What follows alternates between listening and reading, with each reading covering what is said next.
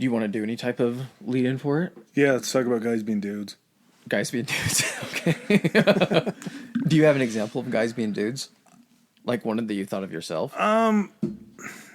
When was a time that, what is your peak moment that you can remember that comes to mind if you're trying to think of our group of guys being dudes? What would it be? That's probably a loaded question, I'm thinking too. We've just had so many just events, like thinking about like partying all night long and then showing up to Christian flag football the next day and winning a championship hungover, like having mimosas on the sideline before a game. I think that's it. As you're talking about that, I can't think of anything that sums that up more. And just the fact of like going to the field and listening to like trying to have like a pump up song that we would just play, and it would be like we're trying to be ironic, but it's unironically ironic that like everyone's like, yeah, put on the song and everything, and then everyone just sits there and secretly in their heads they're just like, I like the thought of guys being dudes because there's a lot of things in society now, like when you hear about like toxic masculinity or anything like that, like guys being dudes is just a cover for something just completely fucking dumb that happens. But since it's all guys, like you're the only ones that understand it. And when it happens and it gets infectious for everybody, like it can be the dumbest shit in the world. Like guys being dudes, like firing bottle rockets at each other, like having a bottle rocket fight. That's guys being dudes. That's fucking dumb. I was going to say, guys being dudes very rarely ever has to do with guys being dudes over like something like sexist or derogatory. Mm-hmm. It's humor that only men can find because our stupid brains somehow think the same stupid shit is funny. And so it's like when I sent you and Zach that poop video. Mm-hmm. Like that shit to me is hilarious. I understand that there's a whole other gender of people out there that would be like, what the fuck is wrong with you? But that's just funny. Like that's just a very funny thing to me that I love. It's your buddy letting you taser him. Yeah. And he asked for like $5. You could have like, had you sat there and had someone said, no, it's not worth it, he would have been like, all right, I'll do it anyway. But you know, he deserved the $5. Yeah. Well, and then there's the other part of it is like when somebody turns something down, you're just like pussy. And then immediately you gotta be like, oh god damn it, now I have to do this. Like I was just called out. Mm-hmm. In any other logical mind, you'd just be like, no, you're an adult. You don't have to pick up the dog shit with your bare hand. But the fact that you got called out for doing something or not wanting to do something so dumb, then it's like, well, now I kind of have to. Like it's double dog dare as a child. You have to do that shit. And to everybody else in the world, it's like, that's the fucking dumbest thing ever. But you can just be like, guys being dudes. Here's the thing, too, is it doesn't really change. It changes because you don't really see it. Like when you're around like your girlfriend or wife or family, you'll see it like it'll have to be like covert almost. Like you'll see the group of dads standing around and everything like that. And it's literally people over there trying to convince one person to do something kind of stupid for the other one's enjoyment. That's guys being dudes. But if you get like just a group of guys in private, a golf trip or some shit like that where there's no supervision, that's when guys being dudes is almost at its peak. There's a bare ass on the golf course. Somebody's getting poked while they're trying to putt. Dicks out if you don't get it past the ladies' tees. Yeah, just any sort of nudity or anything like that. It's when like it's trying to bury someone's ball with your cart. Guys being dudes too is like the gayest that a straight man will ever let himself be, and like it's perfectly fine. Like grabbing each other's asses, like showing people their nuts, showing another guy your nuts. It's like speaking about it, it's like that's vulgar, that's terrible. But as long as that other guy is just as dumb as you and just as fun as you, and he sees him, he's like, oh my god, are those your balls? And that's just guys being dudes. There's something very odd about the way someone... this is going to sound ridiculous. There's something very odd about how many like ways someone can convey something to you just simply by how they photograph or send you the picture of their genitals. Yes. It can either be extremely threatening and offensive, or it can be extremely hilarious. And you're just like, and you won't even question it. It's like the penis is just some muse with just this whole range of acting. There's a difference between oops, I sat in gum picture that you send people and then like There's standing nothing up, funny. Like, can you reverse in a imagine? mirror. Like, I wouldn't imagine there's anything funny about. Like, is there anything funny about the vagina? No, it's a mystical place. I know, It's a but world what of I'm wonderment. saying is like the dick is just even funny looking. Yeah. It was like almost made for humor. Like that's what was supposed to entertain us when we were first, when we first evolved. That was our entertainment night. Is just like men would dance in front of him, like see who could make it dance the best. That could have been that could have been it. But anyway, We haven't evolved. yes, but there is something funny about how you can just show the balls, and you're like, who just shows the balls? That's so, but it's not even threat. You're just like, well, I guess that's just the balls. And the only way we explain it is you're just like, that's just a guy being a dude. Like it's, you can take all of reality out of everything and it's just like caveman days. He must have again. dropped his phone, and when I was dropping his phone, it took a picture. When his balls were out, sure. Took it from the backside. And like, Yeah. you're That something like, happens all the time. man, I took a shit the other night and it was crazy looking. You want to see a picture of it? It's like, if you see the picture of it, that you're not held responsible for that. Like if I heard two dudes telling me that story, I'm like, you're not responsible for wanting to see that. It's just guys being dudes. It's the perfect cover. And I think that obviously as straight white men, we're under attack the most right now. Like everybody's coming for us.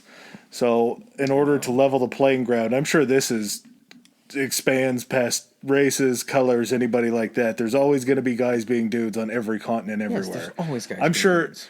down in Antarctica where they're doing research, like there's guys that probably try to like stick an ice cube to another guy's nutsack or something like that while he's Someone's asleep. putting or- someone else's pair of underwear outside to freeze. Or oh something yeah, like that, or some run them up shit. the flagpole. Yeah. Yeah, it's a universal language. I'm honestly, they're probably a lot smarter than that down there. We're giving them down to like the basic, I don't think like intelligence is a Swedish matter. shorts, fucking. This is a strictly emotional activity. There's no intelligence that needs to go into it. All right. Well, shine away from dudes being dudes. What are we doing here today? I'd say it's the same thing. It's just the best feelings. The best of the best of the best of the best ofs. Which will be a series of best ofs. Yep. Because there's a lot of best ofs.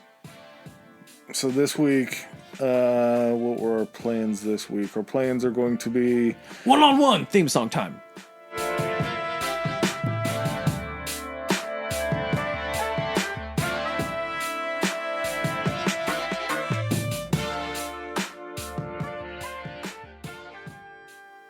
And we're back. Okay, sorry. I wouldn't have found a way to sneak it in. I get it. Had I not done that. yeah. So our best ofs this week, we're gonna have best of smells, or best smells, best accomplishments, best sounds, best late night drunk food, and the best feelings. Granted, this is all just personal preference. I personally think these are my best ofs, or best as the best is, whatever you want to call them. These are not heavy answers either. These are not like No. super. These are just literally like when you hear the answers, you're gonna be like, "Oh, that's why that's the best." Yeah, it's Anything that it's the evokes little victories, an It's the- emotional. yes, yeah. it's the little life's bests. So we will do our flipping the can, call it in the air. I'll do colored side. Is that colored side? Yeah, because the other side is just white. Okay. Colored green. It's colored green. Who goes first? You can go first for best smell. Best smell. I'm going to harken back to a time as a child. I still don't know how this smell ever happens. I love it still to this day. It makes me happy when I smell it, and it really does bring me back to being a kid. The smell inside of McDonald's at breakfast. I don't know how the mix of like coffee goes because I don't like coffee as far as like a smell or anything. But there's a certain dance inside of a McDonald's between like the grease and the gross and the cooking of the hash browns and the coffee. It's an unmistakable smell that once in a great while, if I'm ever in there like grabbing breakfast at McDonald's, when you smell it, you just know exactly where you are. Like that smell anywhere, you could put me in a room with my eyes closed anywhere in the world and I would smell that. I'd be like, it's got to be a McDonald's for breakfast. Yeah, I mean, they've got that down to a science, I think. Or you think it's like an actual plan Well, of... no, I don't think it's a plan, but I think that the smell can be so consistent because it's the exact same thing being cooked the exact same way at the exact same time, everything. Like, I think That's each true. McDonald's cooks all the stuff together, and the coffee's brewing at the same time that the hash browns are going. And at this point, I'm pretty sure you could probably, you can make proprietary smells. If that was able to be bottled, we would have fucking Mickey D's at breakfast aerosol things you could just spray in your car. Can you imagine that getting in your car? You go through the drive-through and get your breakfast, and they just are like, "Do you want us to spray your car?" And they just lean out and give you 2 spritzes inside your car. And they're like, "You can just pull your car in the parking lot and eat like we know you want to, so you don't have to come inside for that smell." Yeah, either that or like do it on those pine trees. You put it in your car and you just smell it, and instantly you're like, "Hey, I know what I want for breakfast." Can you imagine like there would eventually become like a stigma about that? Like you're going through someone's car and like, "What's this?" And like, "Oh, this is the thing that makes my car smell like McDonald's." Be like, "What the fuck's wrong with you?" Everybody that gets in your car is like, "I know that smell. What is that smell?"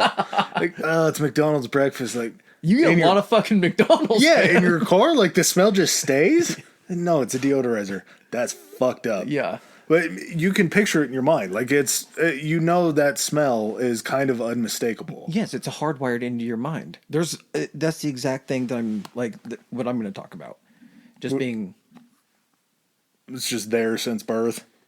not since, did you like the smell since birth of McDonald's? I remember being a little kid and knowing that it was going to be a special morning. Because, like, when we would have breakfast as a family in the morning, like, if we were rushing off to, like, a basketball tournament or something like that and we had to stop in, as soon as you hit that smell, it's just like, all right, got a family day, going to go play 6 innings of Little League, going to go to a basketball tournament.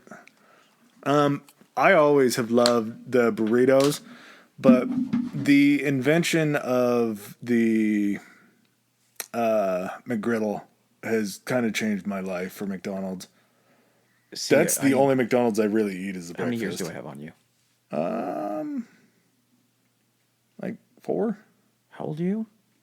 33. 33. Okay, yeah, I got 4. Okay, no, yeah, 4. Took you a long time to come up with that. I stopped counting age after like 25. Okay, so my first, how long? Okay, so what was your little kid order? Like if you had to go through and you're going like Little League, not like your favorite order. Pancake McDonald's. plate. Love the Okay, that's what I pancake was plate. getting at. Yeah, remember when it came in the foam, and it was just the little push-in things, and then it was your hot cakes, your sauce, and eggs, or was it hash brown? Eggs, because the hash brown you always got on the side that was in the bag. Yeah, and so you had your hot cakes, and then you had your little fold thing, the eggs, and then your sausage. Man, that's what mine was. Was that just the standard kids order? Like, did no one order their kids? Because the burritos weren't out even back then. Those were kind of Yeah, those might have been mid 90s. yeah. Those Inventions. yeah. That might have just been, they had that and then probably like the McMuffin, because I think the McMuffin think was they a pretty did. early invention too. It was the biscuit first. The biscuit came Oh, okay. before the English And then the muffin, English and so muffin. and then they had the McMuffin, and then for a while that was it. Then the burritos came along, and then after that they were like, let's go back to what we know, and then McGriddle was born. McGriddle's a fascinating. I've done more research into a McGriddle and how they're made than anybody ever should. Does it like, because I like the sausage McMuffin with egg. That's my order now. Like, but I don't know if I might have tried a McGriddle. Does it really make that much difference? Is it really The like sweet and the salty with like sausage or bacon is just incredible. Like you've dipped your sausage patty or your bacon into maple syrup, right? Yeah. It's like that. So when they make the buns for the McGriddles, again, too much information. They're actually crystallized pieces of maple syrup inside of them. So when they cook, it just melts that maple syrup. So you get almost like a little bit of a sticky bite of maple syrup with the salty sausage or bacon or pork product. It's phenomenal. It's absolutely phenomenal. But yeah, at any time, if I had to find my way home and I knew I was like lived in a McDonald's, as soon as I picked up that scent, I'd be able to find it. What do you got? Mine is the smell that the Disneyland Railroad makes. The steam engine from the Disneyland Railroad. I know that's like super hyper specific. Does it smell like other steam engines? No, I don't know. It's this weird mix of like, I don't even know how to describe it, man. And I've had times where I've smelt it out, like not at Disneyland, like just out in nature, but I couldn't like, there was no way for me to tell what it was. Like somebody's it was got on- weed in their pocket and you don't know who it is, but you I can don't know. smell It's it. almost like a humid, kind of like like I don't even know. It might just be a smell they pump in there or anything like that. But I had this like every time I remember going there, and you walk under the railroad into Disneyland, and the steam engine. And I remember we would always get on the engine to ride it to a certain section of the park, so that was always like ingrained. And then I remember going like back the last time that me and Katie went back, and just walking in, and it literally just being like this weird, just like euphoric effect. Just right back there. It was just like I smelled that, and like all my dopamine was like, "Fuck yes!" It's like when you get the smell after rain, and you just know that it's gonna be awesome. Yeah, but it's like it's so rare, but so specific, but it's like as a kid, that was the first thing I smelled going into that place that like brought me like so much fucking joy and was like the best vacation ever. So it's this weird like smell mental trigger that, had there been the smell of fucking churros, at that section of the park, maybe that would have been even more so. But like that smell somehow was the precursor. Like my brain was like, I smell this, and now I'm having like 10 hours of just nonstop fucking joy. Just good times. Yeah, it's like, so this smells the doorbell to all this fun shit. It's like smelling a feeling. It was like that. So like the last time we went walking through there and having that smell, it was just something like in my brain just clicked, and everything. You walk under this kind of tunnel, and like you walk in, and even if there was any cloud, you walked out and it was like someone turned on the lights and there was just a ray of sunshine. And like the bird, and of course they have the music going, and you're just like, ha, fuck yes. Huh. How many times have you been to Disneyland? In my life, like 6. Really? Yeah. Never been. I can't wait to go to Disney World, man. Yeah.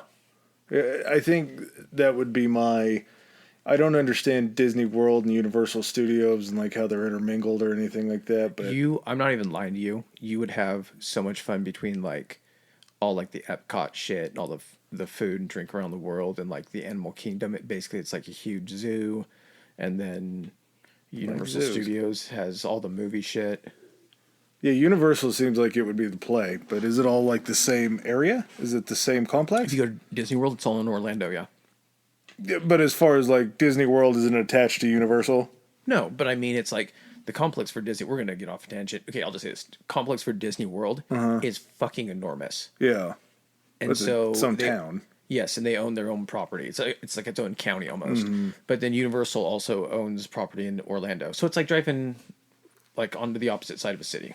Okay, so it's not like getting into one and then going into both or separate entities. They're separate. Okay. All right. Best accomplishment. Yeah. Okay. Best feeling of accomplishment, I guess. Getting the camper set up. Because it's the long drive and everything. Yeah, getting up there, especially if you're going like it's a longer drive and everything. Getting up there, if the road ever gets dicey, you're fucking checking your mirrors every fucking five seconds. Getting up where you need to, getting pulled into the spot, getting backed in, and you don't like. I don't like to sit there. I don't take a break because like some people are like, oh, let's go stretch and everything like that. I'm like, you can take the kid and everything like that. I want to get this set up because once I'm moving or done moving, I want to be done moving. Game on. Getting all the jacks lowered, getting the thing level, getting the generator out, getting it hooked up, just getting everything set up, table out, getting stuff out of the camper, and then just having that empty. It's done.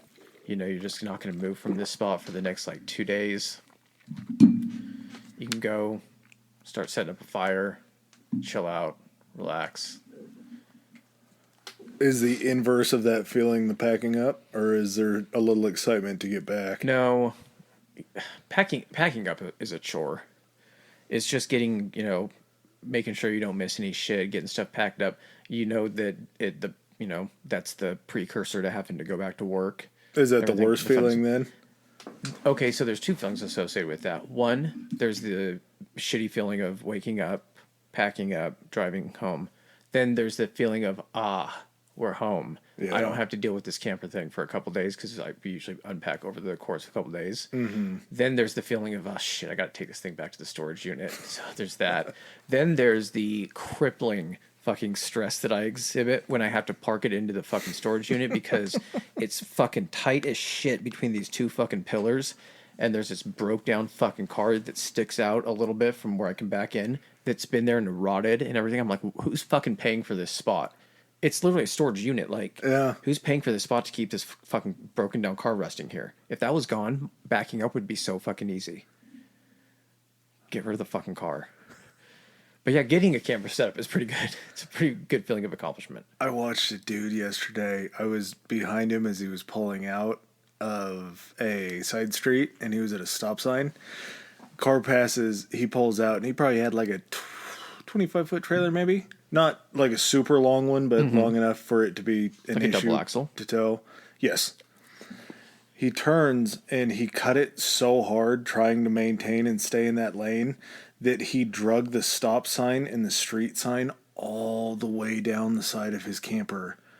And he just kept driving. Like, it was a noise to where I heard it inside. Trust me, if you're pulling that, you can feel when you get some resistance back there. There was nothing he could do. Yeah, he didn't I'm even... not saying I'm just saying there was nothing he could do. So his decision wasn't to pull over and be like, I'm going to assess the damage. It's the damage has been done, and I'm getting the fuck out of here. The signs were fucking bent at like a 45, though, from where he drug it. There was a camper when I was coming over here the other night that was 2 cops flew by me on the interstate coming over here. 3 cops. And I got to the point where we got off at the exit, and there was a camper and a truck overturned. Like right there, right after you get off the exit and turn. Yeah. This way. Yeah. I'm like, what? How was it? I didn't even know how it was turning, though, because it was facing like the opposite direction. He maybe spun out or something. Start turning the wrong way off the exit or something like that, and then figured he couldn't do it and tried to crank it the other way. No clue. That I would have the worst just anger and anxiety building up. You would have to accept it immediately, but the whole drive up, that's the only thing that you're probably thinking about. Yeah. If you don't get out and survey that damage is how bad it looks. Like, did this thing just get open like a tin can? yeah. All right, what's yours? My biggest sense of accomplishment is a fresh lawn mow in the morning. Like, when it's still kind of cool out and there's that crisp breeze, you got stoned before you mowed, so it's like an early stone day. Maybe you had a beer or two, or on a really hot day after you get done mowing and you walk back through the lawn and you turn the sprinklers on and just walk through the sprinklers and cool down. It's a feeling that I hope everybody gets, and it's not just like a man feeling. And maybe it's just we appreciate it more. I think it maybe translates to other chores. Mm-hmm. Like yes. That I have no feeling of accomplishment after laundry. Oh, I do. Really? Oh, yeah. Like you feel good about it? Yeah, but the thing is it's if I can do it not in stages, that's the best feeling of accomplishment. So the stages would be get out of the dryer, into a basket in the living room, fold everything, put everything back in the basket. The basket then goes upstairs. That's stage 1. Stage That's like 2, 3 stages for us. That's stage 1. Stage 2 is the distribution of the clothes in the baskets into their proper place. Yeah. Kids' stuff got to go into his room, which is why you stack it strategically when you're downstairs so you can make certain stops. Then it goes into mom and dad's room. Then the stuff needs to get hung up. That's why you bring hangers downstairs with you when you do that, so the stuff can be folded and then just laid in the top of the basket and hung up. Weirdly enough, it sounds like a lot of the work is done, but stage 2, for some reason, can be really hard to accomplish sometimes, despite it being the shorter of the stages.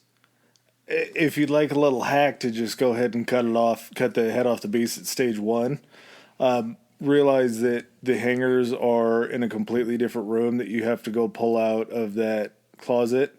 And so you'll just go ahead and slough those off till later and bring those into the room so you can do those eventually.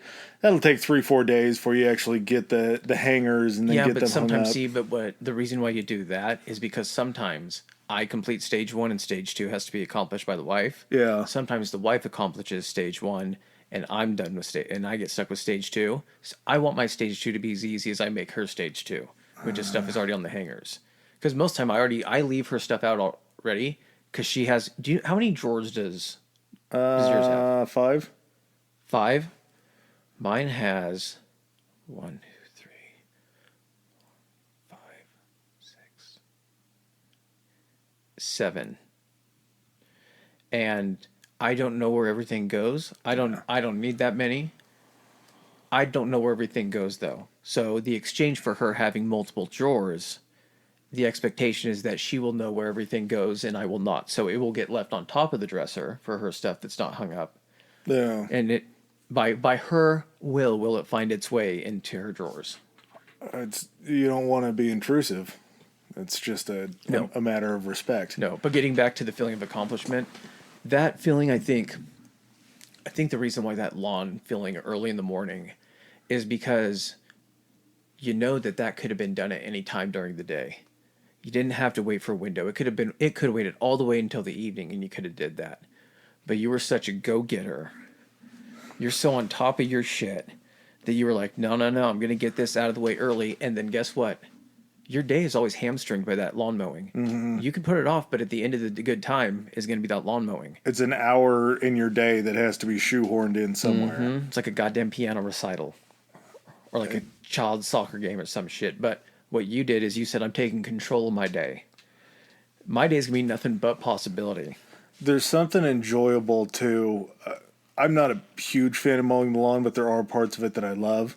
And the other day I got off on just kind of a wild hair of looking for it because I really wanted to find it. Like you've seen baseball fields and soccer pitches, how they have like the different patterns that they mow into the lawn and all that. I wanted to know how to do that because Isn't it one of the like manual, like the actual like spin cutters or something? No, it's a weight that you attach to the back of your mower, so that way when you drive a direction, it lays flattens down it the down that grass way. more? Yeah. Okay. So it's just kind of the inverse of going back and forth and lifting it and dropping it and lifting it and dropping it. I was like, this is sick. I am definitely going to get one of these because I like to get creative in the front yard. I'll do a spiral every once in a while, do a diamond, something fun. But I really wanted to change that. They're like $400. I love doing that shit. Is this I don't for love an it. attachment to the mower or the mower with the thing on it? Just the heavy roller attachment that sits behind the wheels. And then you still have to push it? Yeah. Like I say, I like doing it. I don't love it $400. No. It's just not close. But that feeling of just knocking it out, all the grass clippings go into one bin. It's not like it's been a while. When everything rolls straight through and you can just roll it out. The best is when you do it like the morning before pickup comes and you can just roll that bitch out there. yeah. They pick it up and then you go drop it off and you're just off for another week of not having to think about it. You don't leave the lid open to let all the moisture out, but then you forget it for 2 days and it rains and it just gets all that fucking shit in there. Or you forget and it just brews inside there and you open it up and a million flies fly out. All nasty stuff, but once you get it all done, that's a solid feeling. All right, what is your best sound? Very simple again, just something that always sounds crisp and it always sounds like it can either be a good situation or a bad situation depending on what side you fall on it. But there's just something so pure about the crack of a wooden bat off of a baseball. That just that connection point when you hear it and you hear that snap and it's kind of a... Does it have to be a good hit? It's Is just that the association with it, the crack of a good hit? it just the feeling the crack of a bat when you hit it in the sweet spot and it goes, that's a great feeling. Hearing it and just seeing, like, if you see a slow motion of like how the bat actually bends around the ball when it The makes ball a connection. compresses and then launches. It's almost like it's almost like a weird inertia thing. Like the bat absorbs the ball, and at the same time the ball is absorbing, then bouncing off, and they kind of expand at the same time. Yeah. And all that makes a noise. It's just the most definable noise. Like hearing a wooden bat hit anything is a noise, but when it's a ball, yeah, dude, when it's a ball and it's lined up, you just know It's that sharp, crisp, and what it is that sound. Because of all the highlights that you are associated with that sound, no one ever shows the crack of a bat into a line drive to short for an out, or the crack of a bat on a hard grounder. No, you hear the crack of the bat, and someone's dreams are dashed either by it or someone is raised to victory for the home run. And that's what you always associate that crack with. And now that crack is almost identical. You can close your eyes and you can listen to 5 cracks of the bat, and you can almost pick out which one is the home run. you just, it's either going to be you're celebrating it or you're hating it, but that noise will always just encapsulate your entire attention for where it's going to end up. It's a pure as the driven snow. That's the kind of sound that if you're like somewhere where there's a game on and you could be paying attention or having a conversation and you hear that sound, you instantly turn and look for TV because you're trying to see what happened. It's a rare feeling sometimes to catch like an actual home run from like hand and ball to bat to out. And when you hear it, you know it because as soon as you hear that Even noise, catching a you're like, glimpse of it is better than caught it. nothing. Yep, I Yeah. caught it. I know it's gone. Yeah. Beautiful. I went with the last the last school bell for summer as a kid, regardless of the grade. Solid. Anytime, yeah. From kindergarten to high school, I don't really. No, I don't remember bells in college. We didn't use bells in college, but the last one's the best. The first one you don't really understand, and it's like you build up to that last bell because every bell that you've heard at the end of every single school year. It's the sweet release of freedom for the next 3 months. I think kind of a. I think there can be a bittersweetness to that sound. Not my own personal experience, but like, I grew up in a town where there was one primary school. Then you all went together to the elementary school. Then you all went together to the middle school. Everyone went to the same school at the same time. Just the different, So you got to move with all your friends. Mm-hmm.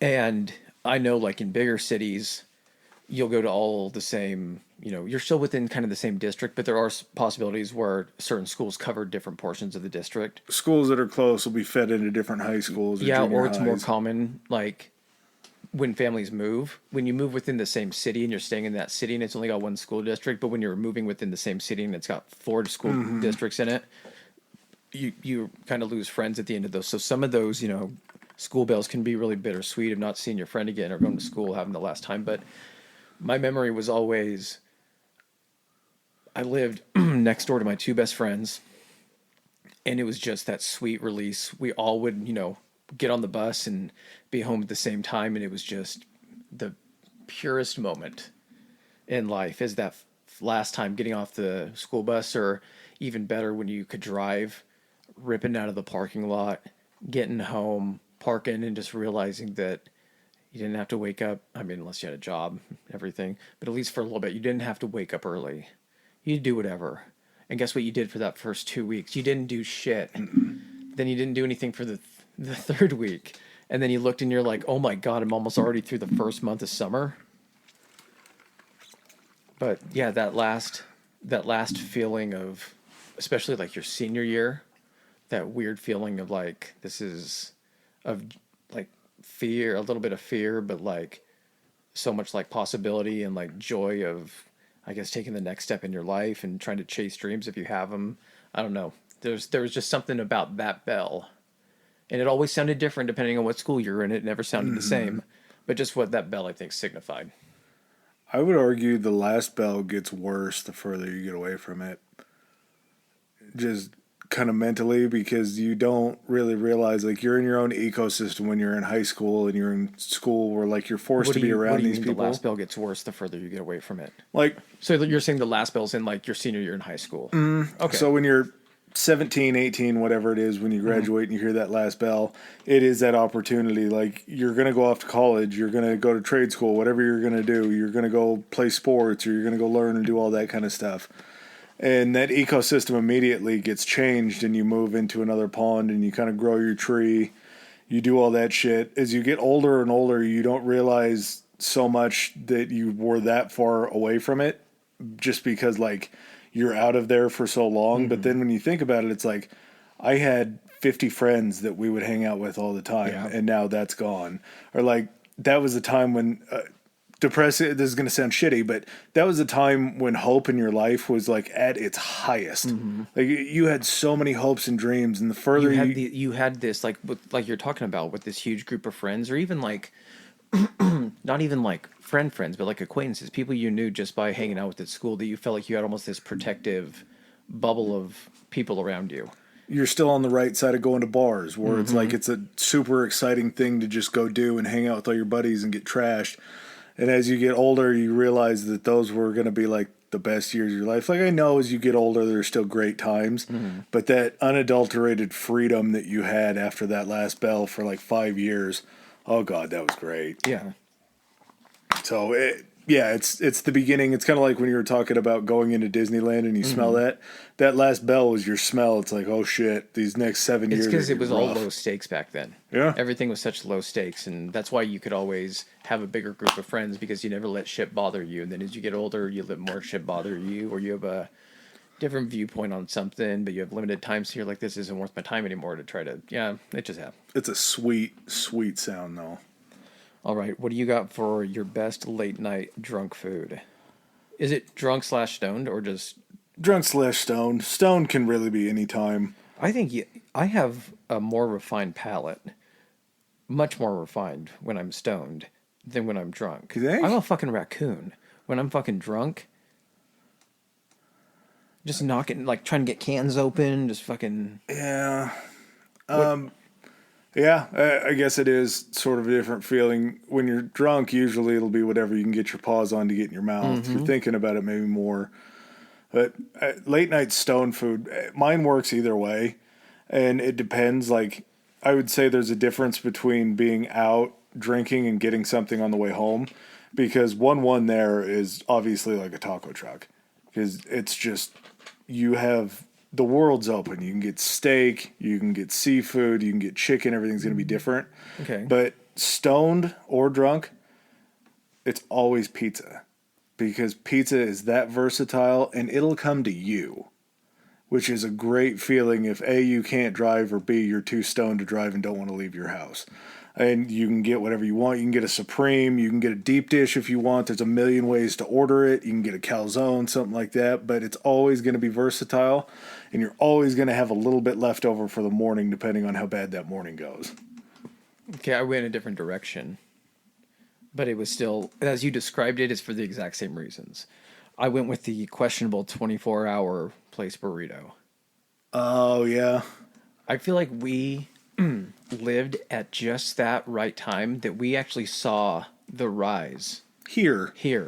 Everywhere else they got them We saw much sooner. our community's rise of the 24-hour, name it whatever you want, Roberto's, Alejandro, like just name it. Pollo guys. Loco, kind of. Yep, just name it whatever you want to name it, but every place has got one. It's the place that's 24 hours.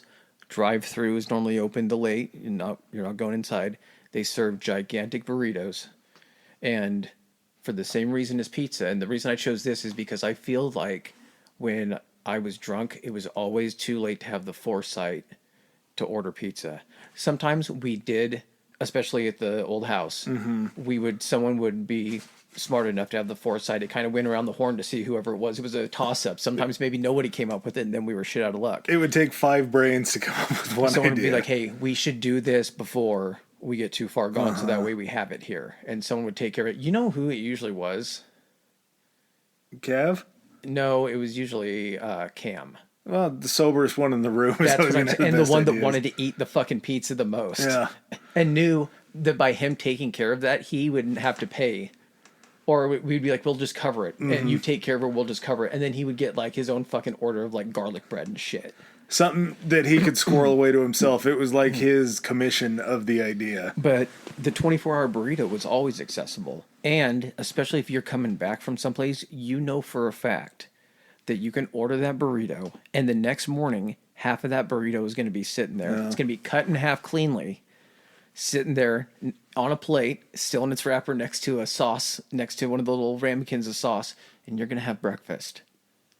You can And- either strip the tin foil and heat it up a little bit, or you can just This was bareback paper. it. This was, and you got some bites of paper sometimes Yeah. if you were just real desperate about it. But no, you got your entire selection. You had California if you wanted steak. You had, or wait, which one is the one that a Texano that had the chicken and the sour cream base with the cheese? They started putting fucking French fries in them and bacon in them and everything. That's why I figured that going inside was always the best, because when you're trying to order through a drive-through at the window and somebody else sober is driving and you're either trying to feed them your order or yell it through the back window, you got to go inside so you can clearly get what you want if you're looking for something I'd roll those specific. dice just to stay through the drive-through, man. That was the safest way. Yeah, a solid, versatile food, and it works. Drunk, stoned, anything like that. You can do it during the day. But there always is a question when you did it drunk.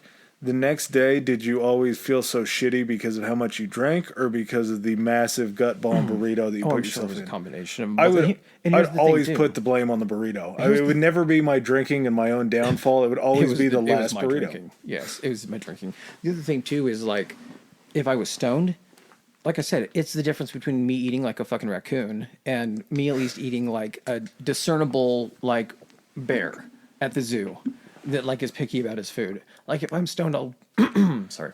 If I'm stoned, I'll probably take the pizza because I know I can at least class up the pizza a little bit. I can put some pepper, some onions, some artichokes on there, maybe a little fennel, maybe just class it up. I don't care. Guess what? I'm stoned. I don't care if you're going to charge me 99 cents per topping. I'm loading this bitch up. The higher you are, the less of a stakes move that What's is. that? You can drizzle freaking buffalo sauce on there? Yes, please. Should have started. No, thank you. I got balsamic at home. That's going on there too. I think I got a little feta in the fridge. Just give me the base. I'll take care of the rest. They're both very versatile, and they're both the variety that you get out of either one of them is pretty astounding. Just it's something where it's a customizable item from the beginning. Yeah. Okay. What is the best touch or feeling? An itch, just an itch. Getting an itch. One in the middle of the back, one in the arch of the foot. Not getting an itch. You mean getting at an itch? Like Scratching an itch. Satisfying it, the itch. The feeling of accomplishment that you get out of it, the instant relief when you get it, when you're really digging a nail in. Like if you got one in the middle of your back that's just going nuts and you go bear style and find like the corner of a door or something like that and get it. I always remembered seeing my dad do that in public, and it was the most embarrassing thing because there'd be a bunch of people around and he'd like look over at the corner of the wall and be like, oh yeah, an itch, I'm going to get that. And then he'd go over and rub against it. Oh man, it's satisfying as all Do you get think out. that there's a product out there that you could actually just like imagine if like stores like that on some of their walls just had a like a rubber thing that kind of sat there like hard rubber or plastic, and it just had like nubs on it, and it was just from like 3 feet up to like 6 feet, and they're like, what is this? They're like, well, this is actually just so people can scratch their back. Yeah. It's just textured so people can kind of go up and down and everything like that. Super easy to clean. You just spray it down and everything. People are wearing their clothes. It's just something we installed here. Just in general Is that public? a fucking product? If that's not a product, if someone wants to get on that, I'm trademarking this right now as of the posting of this episode. Hearing that, I instantly think of, you remember the old monkey paws? Mm-hmm. Those things. We're going to go overseas sometime, and we're going to be like, what is that? And they're going to be like, that's the scratching pad. Oh. We have those over, we've had, your country doesn't have these? God damn it. We have scratching pads advanced here. We don't have toilets, so you do have to go squat over that hole whenever you want to go, but we got scratching pads. It's more ergonomic. Why do you think the squatty potty is so good? Yeah. We tried to make it the simplest thing for us to use, and it's not even the most like useful. Do you know how good you shit when your feet are up? I've never tried. You've never used a squatty potty? Dude. I've used shorter toilets. Okay, but like get like it's easy for me because I have the stool for the little guy. So I can just put my feet up on a stool. Dual purpose. It's so nice. There is something about American ingenuity that instead of squatting down in a more ergonomic way to do it, we brought it up to our ass. We met in the middle. We're no longer going down. We're bringing it to our ass. Pretty soon we're just going to have to lean against something that's just going to suck the shit right out of us. It's just going to be a vacuum that you just walk up to it, suction cup, and just go. Okay. Best touch or feeling. Okay. It's at night. You're getting ready to go to bed. You just got done watching TV or whatever. You're stoned. You're sleepy. Mm-hmm. You get up those stairs or wherever you take that trek down your hall. You pull back those sheets. You slide into that bed and you got that nice fluffy comforter on top of you, those sheets, and your pillow is just that perfect amount of cool and soft. It's weird, I like a kind of soft pillow, but I have to be able to compact it a little bit so I can get the shape around it. I get my arms under that, lay my head down, stretch out, and just that like 12 seconds until those sheets hit your body temperature, everything, it's just bliss. You're chilly, but God. You know it's going to get warmer. It's a complete just sexual experience without the erection. It's like a body boner, man. You just get a body erection. Have you trademark that term? Body erection. That would be that would be my fragrance if we come out with a cologne. You know what the hardest part of my day is? Putting on my body erection by Historically High. Do you think Johnny Depp would be interested in that? Oh, faster than you could ask him.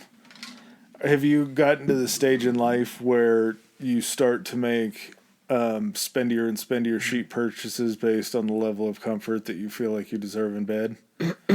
Before, Spinner sheet purchases. yeah. I've made a substantial investment in the mattress, and that made a huge difference. Sheet purchases, I could probably honestly do better on the sheet purchases. That I could probably. It's like we went mattress, then the comforter game. If I have to give or take, I'll take less comfortable sheets over a more comfortable. Or no, I'll take the comfortable comforter over the really comfortable sheets. Are you Do you use the, what do they call it, the slip sheet? Is that the one that's supposed to, you have your one that goes over the mattress? Then some people have that useless fucking thin ass one that comes with it, matches, and then the comforter. The top sheet? Yeah, that's useless. Oh no, my friend. It's the softness that you get from the base sheet, except on top of your body. No, but I like the feeling of the comforter, and that top sheet just finds its way within the first hour of sleep to the foot of the bed and just gets kicked down there in a bundle. I've noticed there's a lot of weird ways that people sleep, and I try not to yuck people's yum. That I truly don't understand, because a good tuck job, and we have one of the... Why are you tucking? You're trying to restrain yourself in bed? Because as a tall man, when I pull the sheets up, sometimes there's a chance my toesies Oh my get God, out. man. I cannot have sheets tucked. Really? Katie will tuck the comforter at like the foot of the You tuck the bed. comforter? Like just at the foot of the bed. Why? That's the one you want to pull up because it's bigger than all the other sheets. No, she'll tuck it like the back, the tail end of the comforter, the bottom of it. She just tucks it down and like under the mattress, so it keeps it in place. We have a little bench at the foot of the bed. Okay, anyway, I have to get in there, and the first thing I do after I get my little 12 seconds of just pure just joy is then I have to get my feet and raise them up to untuck that so I have freedom of movement, because I like to put the leg out sometimes and tuck that comforter under. You got to Costanza the sheets to... Yeah. I cannot sleep with anything restricting me like that. Really? There is no tucking. Yeah, I guess it's just different strokes for different folks, because there's people... Do you like to be like choked and stuff? Oh, yeah, that's separate though. That kind of sounds like the same thing? Like you like to be like restrained in the sheets and everything. So like choking seems like it's not that far of a jump. I just like to be cocooned. Okay. Like, you get that feeling, and that's what's nice about the... Like swaddled? A little bit, yeah. Okay. Like weighted comforter. We have one of those. Fucking incredible, man. Okay. There's a difference between a weighted comforter that lays over you and a blanket tucked in to keep like you tucked down. Because the comforter offers you freedom of movement even off the confines of the bed. That sheet is just holding you in there. Different strokes for different folks. I'm astounded. As a taller gentleman though, this surprises me because I would think you would like freedom to be swinging those appendages all over. Maybe that's the whole thing. Maybe you can't have that happening. Like when Bruce Banner freaks out as the Hulk. It's a safety issue. He's likely to just cause destruction. He can't even help it. With you in your sleep, maybe you just need to feel a little bit reined in, or else Atom Smash. My biggest problem is regardless of having a California anything, a longer bed, my feet still hang off the bottom, because obviously you don't sleep with your head right up against the headboard. And if it's open down there... Which is strange, because that, like, I always sleep with my head up near the headboard. And not where you can, like, bump into it, though, right? I mean, I could probably fit, like, if I put my fist on the top of my head, I could probably almost touch the headboard. Maybe a little bit more. It's still 4 inches. Yeah. Who sleeps that close to their fucking... Do people sleep that close to their head? I don't know, but the way that my feet hang off on the bottom, if it's not tucked in, I start to get the cold air and the breeze from underneath with everything else untucked at the bottom. So if you tuck it in, it creates that nice little heat barrier down there. No, I can understand that, because I do that, but I have to have it up because I want it under my foot. I don't need it under the mattress or anything. I got to have that tuck. I want that tuck up close to me. You can pin it yourself instead I of want being all the way under the mattress. that whole blanket touching my foot. Yeah, I get that. Wow, we really got to know something about each other there, didn't we? Yeah, that's like I was saying. The way that people set up beds and sheets is all This different. is good though, because like if we, travel for episodes, I can call ahead and be like, listen, One bed. Please leave everything One nice tux. and loose. One. I want that thing to be like a fucking hospital patient's fucking bed. I want that thing strapped down tight. Can I get the mental patient turn down service on one bed? All right, man. You got anything else? No, I think that was a good best to start. All right, man. Thanks for listening, guys. Peace. All right, ladies and gentlemen, thanks for joining us for another episode. If you like what you heard, hit that subscribe and like button. Follow us. If you didn't like what you heard, still hit that anyway, because we'll probably cover something in the future that you do like. Please follow us on our social media. Adam, hit him with it. Our Instagram is historically high pod, historically high pod, and we are on Twitter at historically high. That's historically HI. All right. And if you guys want to send in any feedback, suggestions, hit us up on those two, or you can even do it on Gmail. It's historicallyhighpodcast@gmail.com. Thanks again. Peace.